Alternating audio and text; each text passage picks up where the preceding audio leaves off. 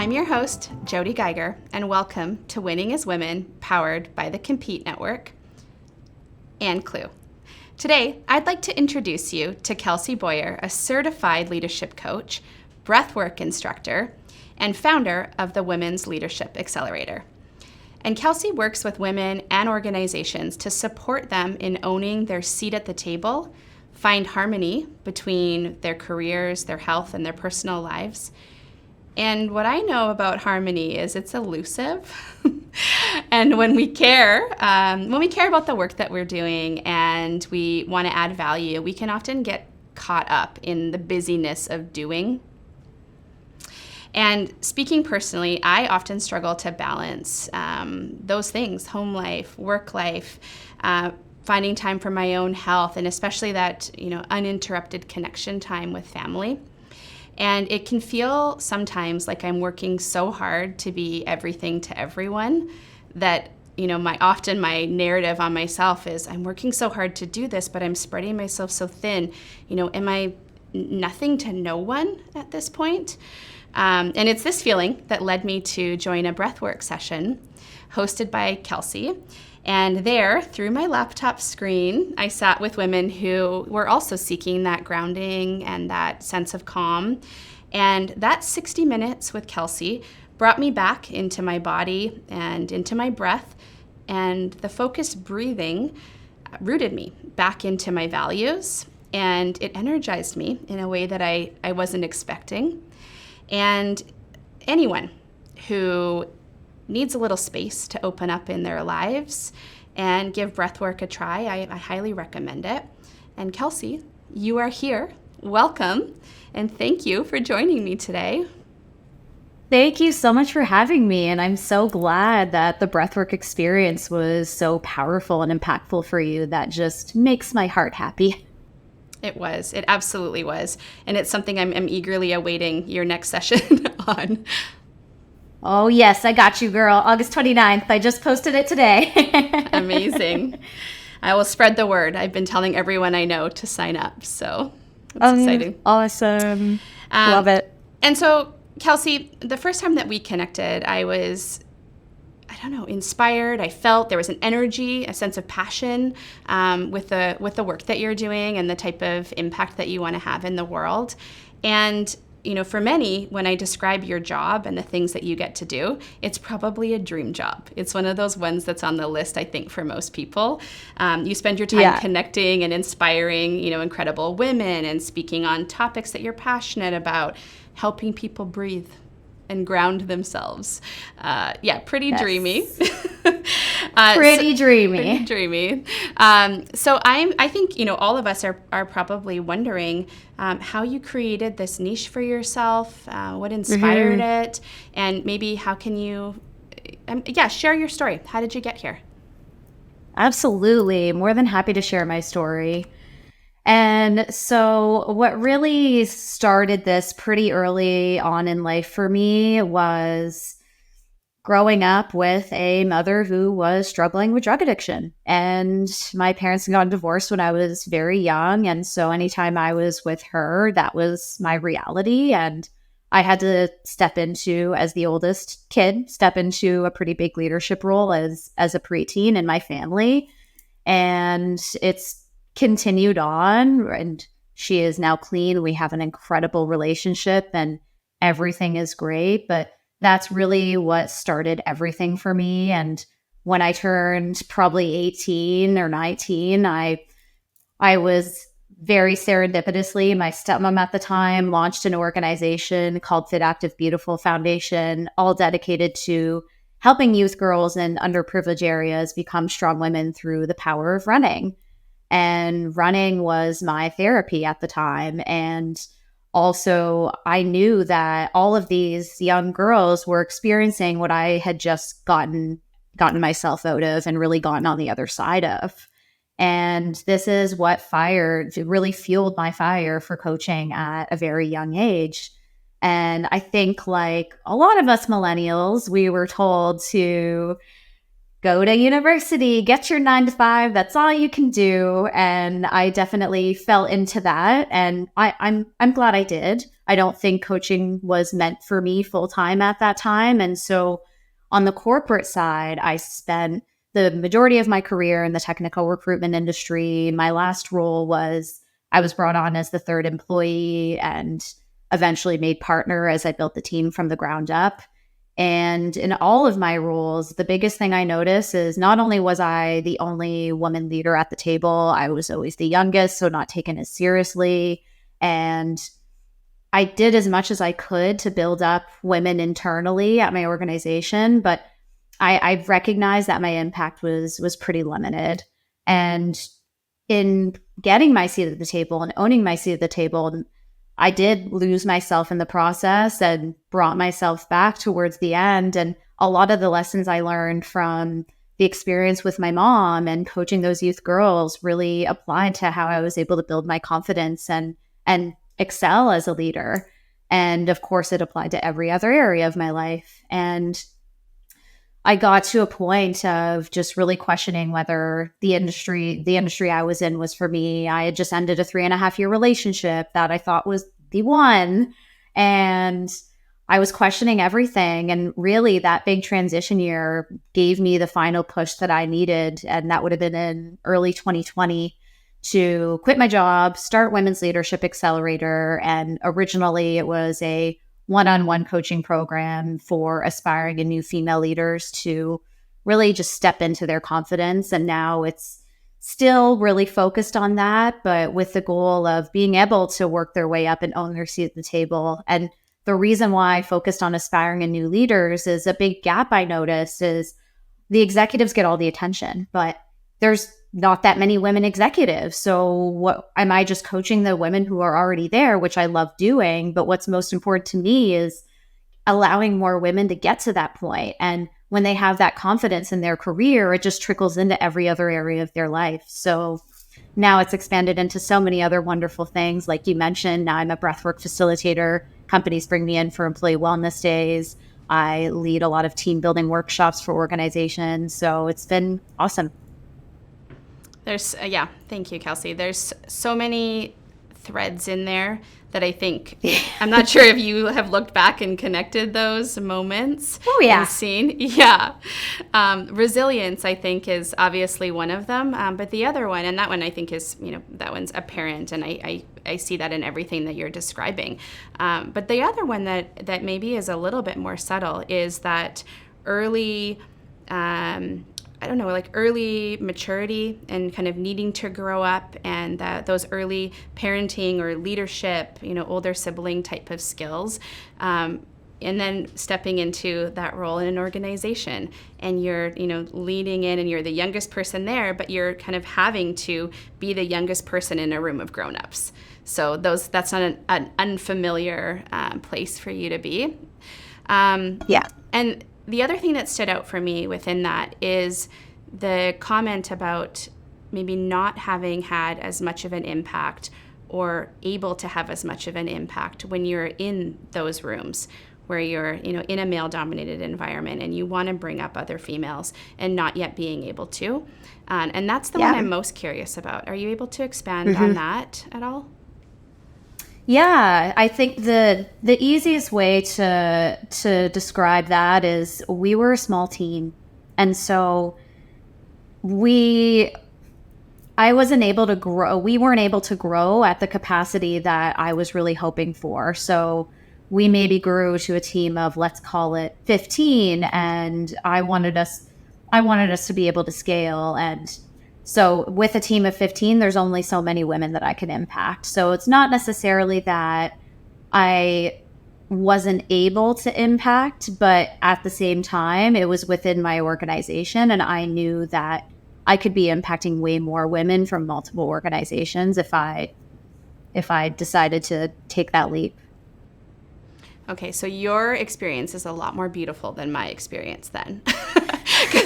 What I was picturing, and just it's literally through my own lens, is I think for me, because I feel that way about my past, but I think for me, I I think I was so caught up in, I don't know if it was like being the only or having to feel like I had to do things better or faster than male peers, that I think I got so myopically focused on myself and my own kind of growth and progression within that environment.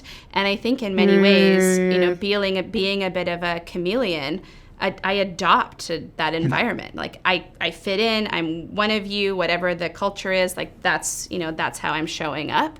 And it wasn't until I had my first child and stepped away for a year and came back and went, whoa, no. I'm so not myself in this environment. And wow, as a mother and maybe more of a wider empathy lens, man, I want to do so much more for other women than what I was doing, which I would probably label it as competing originally. Yeah. Oh, yeah. I definitely had that experience too in all of my roles previous. So thankfully, my last role was a little bit different, but totally experienced the exact same thing. And I also, I tried to be one of the boys and everybody, and I was always in very male dominated environments. So it was like, oh, Kelsey's a bro. We can talk about anything with her. And I also, when my parents got divorced, the two people I spent the most time with was my dad and my brother. And I grew up playing hockey. I was super into sports. And so very naturally, I know my energy is extremely masculine. And I know I brought that into my corporate world, but into the corporate world. But I think the biggest thing I noticed was that I was no longer in control of being in my masculine. And it was almost like a survival instinct. And being in my masculine was a survival instinct to get out of the situation with my mom. And so that was something I really noticed and that's where, same thing, the competitiveness came from and wanting to fit in. And even though some parts were natural to me, I think I took it so far that I forgot about the other half and feminine side of me. So I'm completely with you on that. Mm-hmm. And we share similar things. Parents divorced at the age of 6 and having, I think it's that oldest sibling thing as well, where you step into this achiever and protector, or like I'll be the one to kind of forge through and find the path, and everyone else can follow.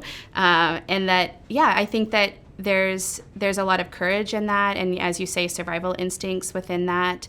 But at least for me, in the I'm in my 40s now. I feel like the thinking has shifted for me on it, and it's more about what that was me. I had that be it nurture situation that put me in that place where I was that person who was pushing forward in that way. But what about all the women who aren't and don't have to default into more masculine energy or more dominant personality traits? And where can we start to make space for and recognize how hard they might have had to work to be in the position that they are in, and make space at that next level of leadership up, that leadership can look different and they might not have all of the classic experience, because in some cases they probably had to work harder to get to where they're at today. 100%. So many of my clients have experienced exactly what you've described, and feeling like their sensitivity and empathy and all of these feminine qualities were put them at a disadvantage, and learning how to embrace that is so incredibly important. So for sure, I agree. Yeah, and that leads me to some of my next questions of, coaching women and coaching leaders and organizations bringing you in. Are there some commonalities in topics that come up in early coaching sessions? Yeah. Oh, yes. In terms of workshops, leading with confidence is my most popular one, and there's a lot of mindset pieces there, but I would say I hear the same limiting beliefs over and over again, and they're usually somewhere along the lines of, I can't make mistakes, or I'm a failure, I'm going to lose this job, I'm going to lose this opportunity, or I'm not good enough, I'm not smart enough, I'm underqualified. Really, it is the imposter syndrome manifesting itself. So that would be the first one that I see a ton of. And then it's communication, because communication, again, is my second most popular workshop. And I think there's this line of, we are, as women, like we know we're naturally empathetic and compassionate, but we also have heard from all the leadership books out there that we need to be direct and blunt to get any form of success in our conversations with C-level executives. And so it's also being able to bring that in a way that feels authentic to them while still practicing that sense of compassion and empathy. So I would say those are the top two biggest things I see. Mm-hmm. And are those topics at all things you've had to work on yourself? Yes. I'll start backwards this time, but on the communication side, because I was so masculine, I mean, even to this day, I think the biggest thing my parents tell me is like, if you want the blunt truth and no sugarcoating, ask Kelsey what she thinks. And so I really had to learn to communicate compassionately, because I'm so direct and so blunt.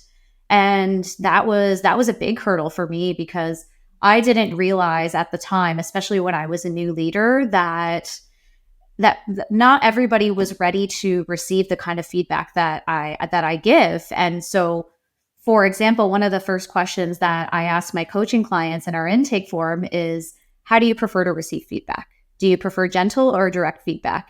And do not feel embarrassed about needing gentle feedback, because I know everybody is like, you need to get direct feedback. It'll make you more resilient and stronger. Like, no, we don't do that here. Tell me what your needs are so I can align with that. Because if you want me to be blunt with you, I mean, that's very natural to me. But if you want me to be gentle, I can do that too. So absolutely, it's been a journey, not only as a leader, but as a coach.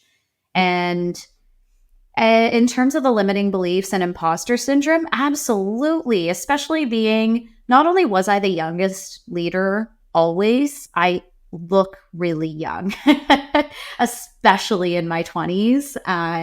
Yeah, I mean, I was getting ID'd until last year. It's absolutely ridiculous. So it's a lot.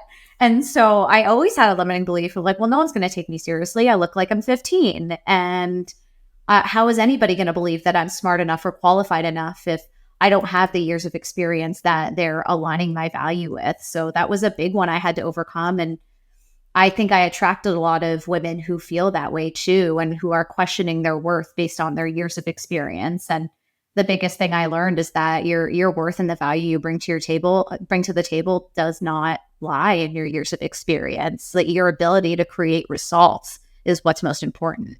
Mm-hmm. Yeah. First I want to call you out on your humble brag about being looking so young. No, but second,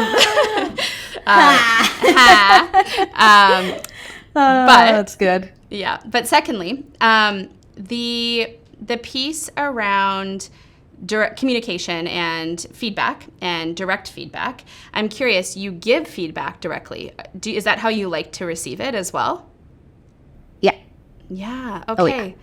So interesting. Yeah, because coaching, I'm a coach as well, and coaching people, I sometimes find that people say, and maybe this is part of the imposter syndrome, but they say that they want to receive direct feedback, and then they actually, over time realize, oh no, I actually want gentler feedback.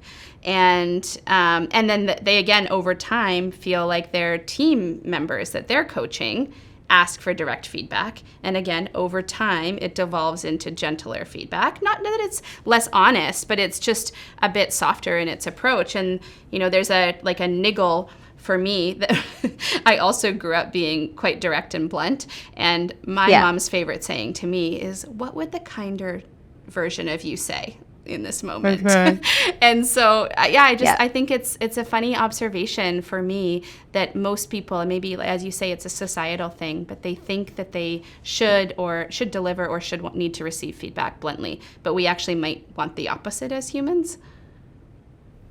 100%. Yeah, it is totally a societal thing. Like, you should be able to hear it. And you hit the nail on the head. And I when I start off with my coaching clients, if I have feedback for them, like, I know you said direct, but I'm going to give you an example of what direct feedback sounds like for something different, but something that I know you might want feedback on, and then what the gentle version sounds like.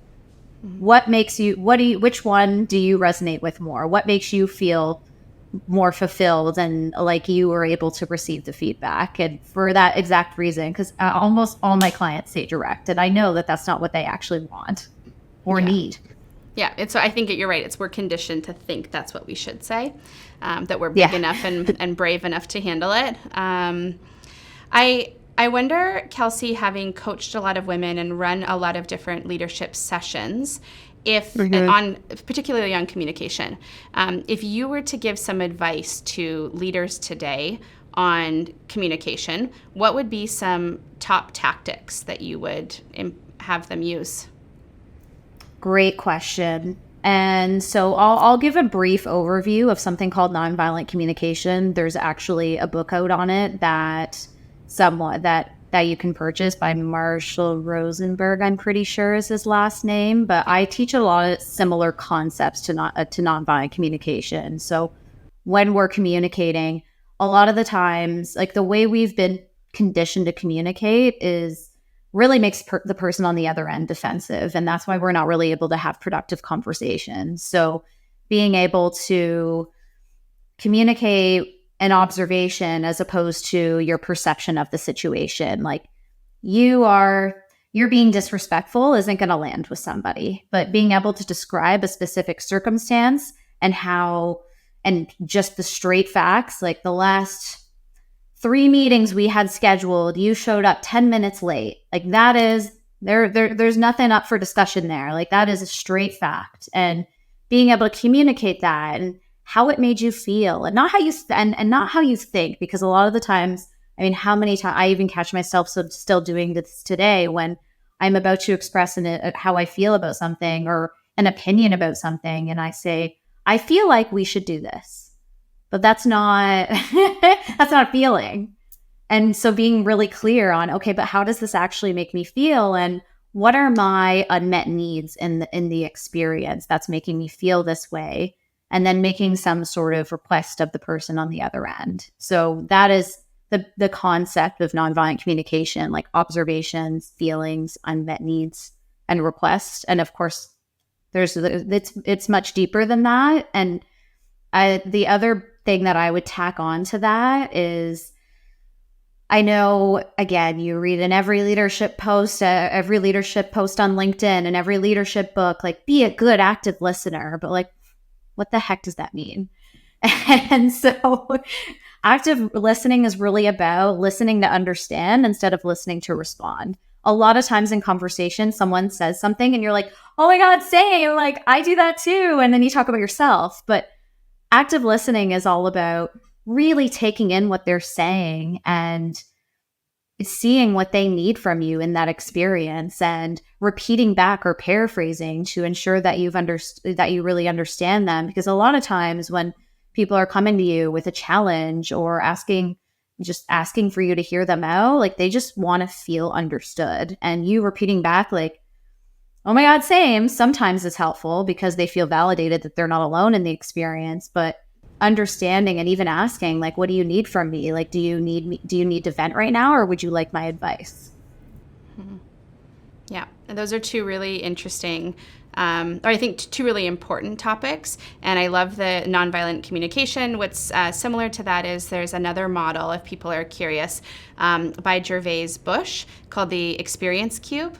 I'm not sure if you've heard of that one, Kelsey. Yeah. And in that one, what I love about it, it's similar in the model, but the observations, he talks about things a video camera would capture, that undisputed thing that everyone has seen. And then, moving into your thoughts about it. So what's the story I'm telling myself about that? And how am I feeling in relation to it? And then the hardest part I find, distinguishing between feelings and your thoughts, that's a big one. But I think almost the hardest one is articulating what I want out of it. Because now I actively move into problem-solving territory, and I have to be able to advocate for my own desires in that situation and my own outcomes. Right? Yeah. Yeah. And then the active Absolutely. listening one I will build on with that one too is Otto Scharman has a really good YouTube video on the different levels of listening, and the highest level being listening for potential. And I feel like that's what you're taught a lot in coaching, is to find what is it that person is possible of, or like a future potential that you're hearing and picking up cues for that they might not yet see, that you could maybe bring into the conversation. Yeah, absolutely. And it's funny the different names for it, because some practitioners call it like me listening, you listening, global listening, and then there's other. But yes, the 3 types of listening are so important to understand. I love that. Cool. And so wrapping up, Winning as Women, I ask a question each show, which is, what does winning as a woman mean to you today? Oh, I love that question.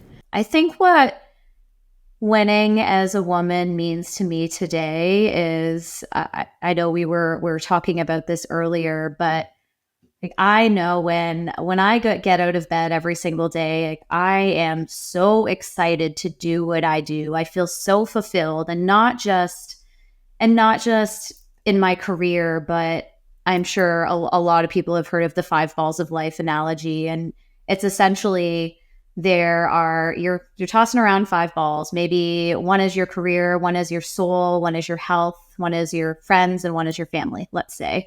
And all of the balls are glass except the career ball. That is the only ball that is rubber and can bounce back. And so winning as a woman for me really means that I'm prioritizing all of the balls of life, and I'm feeling fulfillment in all areas, but not in a way that as women have conditionally been taught to feel guilt or shame around. Like, it's just that I know that I feel that harmony and balance in my life, and it doesn't have to look like I am doing it perfectly in every area, but I feel loved by my friends and family. I feel healthy, and I prioritize my health. My soul, feels completely fulfilled, and I'm supporting my mental health. And in my career, I'm doing work that lights me up and gets me out of bed every day. I haven't heard that analogy, and I love it. Oh, yay! I think there's so much, it's such a permission slip within your career to say that's the thing that bounces back. It'll be here for you. It reminds me of an episode of a leader that we had on Winning as Women recently, Jessa Jennings from Salesforce. And she said, if I could tell women that their professional brand would still be there for them after a mat leave and just take the time that you need, I'd love to be able to impart that on them. And that tied into me with the rubber ball analogy. What a beautiful reflection from her as well. I love that. Yeah.